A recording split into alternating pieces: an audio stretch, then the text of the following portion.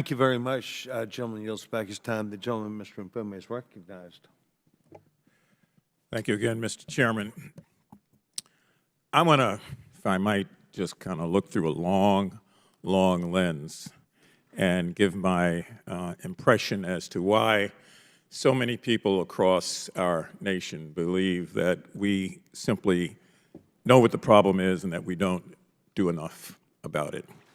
And for many years, the federal government has been reliant on a pay and chase and catch model, where payments are made up front and then payment errors are discovered and recovered, chased down after the fact, and some of the money is recovered.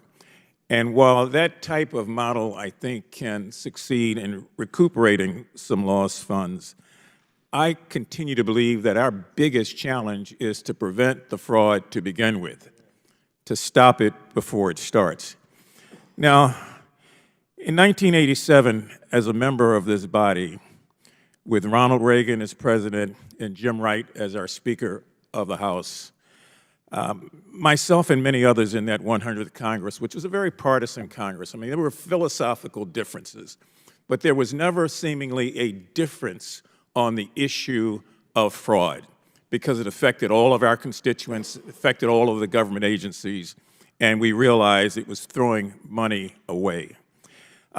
So during that time, one of the few things that seemed to come together was a general feeling across the aisle that this was a priority. So you, I hope, can imagine how I must feel now, 37 years later, after having spent 10 years here and been away for 23 and back for 4, that we're still dealing with the same thing. And so it's difficult to tell people, with all the suffering and hurt that needs to be addressed in our society and the efficiencies that need to be put in place, it's really difficult to say to the American onlooker, the taxpayer, the citizen, don't worry, we're working on this, we've got it. So I do hope, Mr. Chairman, that we really do have it this time. We're all kind of seeing this thing play out as if it's deja vu, and there's so much that can be done if we, as a Congress, do our job. Now, I think I'm speaking to the choir here on this committee, but the rest of our colleagues in the House and in the Senate must know that this, among so many other things, has to be right at the top of the priority list. So I've got a quick question for each of you. All of you have given great testimony as to what you think should be done. And Ms. Miller, I appreciate the fact that you've gone out and tried to put together an organization outside of Congress to deal with this.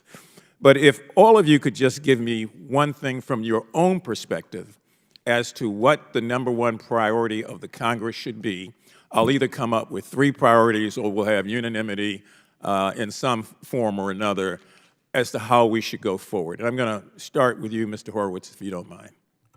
I think the biggest opportunity now since 1987 is data, and I think agencies, as Ms. Miller indicated, IGs need to have data access, and data tools to put enough hurdles in place to prevent fraud and improve program integrity. Thank you. Ms. Brown.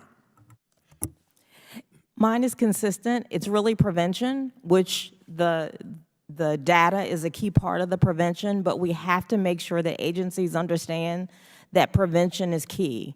And having upfront controls isn't at odds with their core mission. It's actually integral to the mission. And I think that is, if Congress could push on one place, I think that's critically important, because that will make it a priority for the agencies.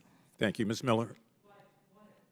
I just want to absolutely agree with what Mr. Horowitz said. I think I would have said that, but since I get to say a second thing, I also believe we have to do something about the incentives that we don't have in place. I mean, why did we lose this much fraud during the pandemic? And there's almost, I mean, we're just wringing our hands. We're not, nothing's really happened.